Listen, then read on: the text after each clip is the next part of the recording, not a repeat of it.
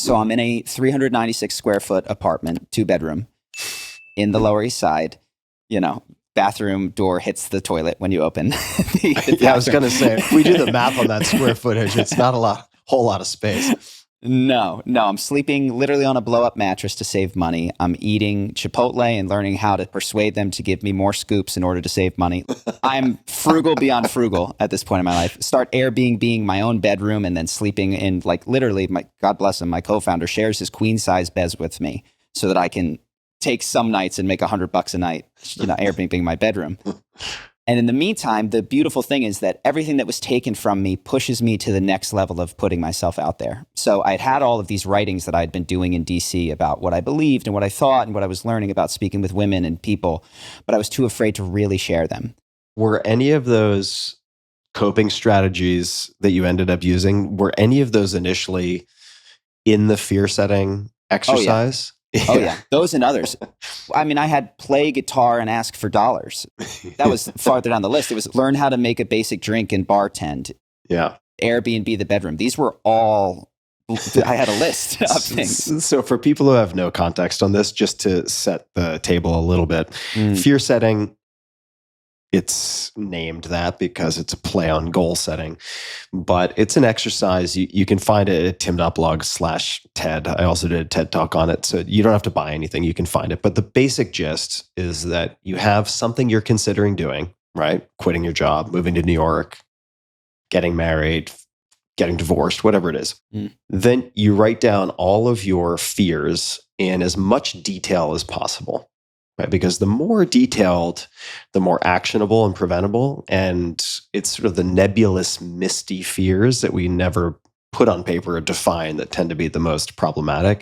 So you make this list in excruciating detail of the worst things that could happen. Then there's another column, the next column. You write down ways that you could try to prevent those things from happening. And then in the sort of damage control / mitigation column, which is yet another column, you ask yourself, if each of these things happened, what could I do to limit the damage or get back on my feet, even if it takes me a while?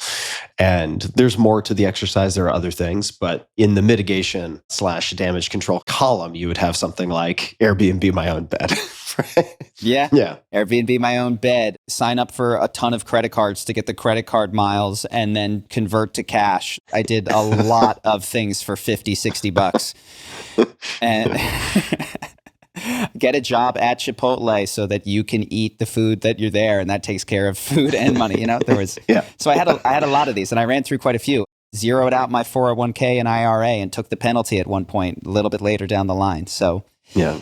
Was doing all of that. But as things got more and more dire, and I'm going through my fear setting mitigation strategies, I am confronted with the fears that I have not written down, which is, okay, it's time to put your writing out there. Yeah. So, okay, God, it's so funny. One of the big mistakes that I've made with the people that I love is I've tried to prevent and hide from them and support them and not having to confront those horrible, harrowing entrepreneurial moments of, oh fuck, this isn't working. Mm-hmm. Because it is in those moments of tension and pressure that something pops and you go, fine, I'll be honest and share what's on my heart. Because up until then, you're not going to do it, or I wasn't going to do it.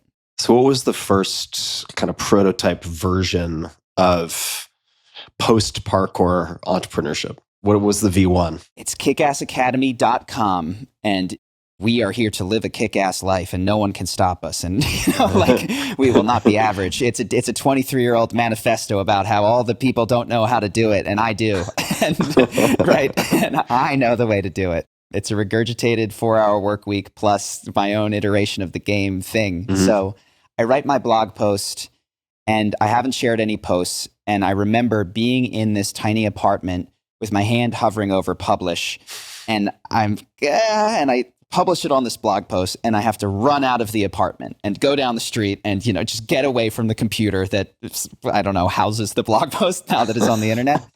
And of course, I come back and nobody's read it. And a month later, nobody's read it. What was the first blog post? Oh gosh, I wish I knew. Do you recall? I do not recall. I should have checked before this. Oh, that's all right. But it's some kind of how-to thing. It's like 7 rules for et cetera, or... Yeah, it might have been a how-to. It might have been a declaration of one of my feelings when I was quitting the job and this isn't what I want. It was not profound, but it was personal and tender to me. So it was very tough to receive criticism. And I guess it is maybe, I mean, we'll get there.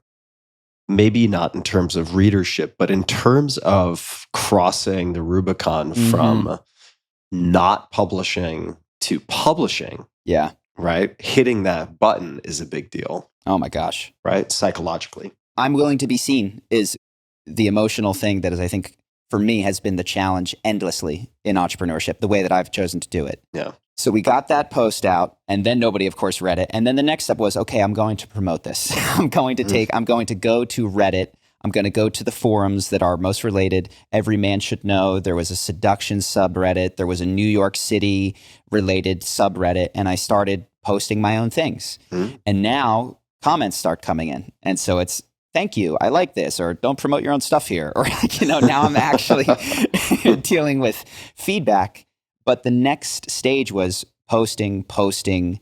I wrote a little short pamphlet book, but the real thing that actually started, I think early, you might even know, I think you probably know him. I hired Neville Medora for like a day of copywriting to help me design the website, and wound up with the first actionable real thing that I did was, okay, I've got people that read my blog. There's 30 recurring viewers.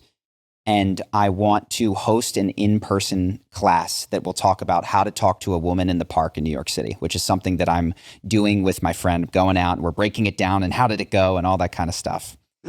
So we rent out a room in one of these office buildings for like $60 for an hour and a half or something like that. I go to the New York City subreddit. I give away 5 tickets. They are sold. People accept them, right? They accept the 5 free seats. And then I sell the remaining 5 seats for $5 or $10. I think I might have sold them for $10 each. And like an hour before the class, we sold the last one. So we had 10 people in this class, made 50, lost 60 plus cab fare, down $15, whatever. Yeah. Go in and give an hour and a half presentation with a PowerPoint on, this is what to wear, say, do, stand. Here's how to deal with the fear that's going to come up. If she rejects you, here's how to address that feeling, all of that sort of stuff. And it was just thrilling to do it. But afterwards, like 4 of the 10 people stayed after and were like, do you do coaching? Do you guys do this? And the answer was, now we do. Right? Like, funny you should ask. Yeah, funny you should ask. So really had no intention of, there was not a business idea of there to be an upsell, but there was enough asking. So then it evolved into, now we're doing traditional, what was around at the time, dating coaching in New York City. And we're finding our rates as we did that.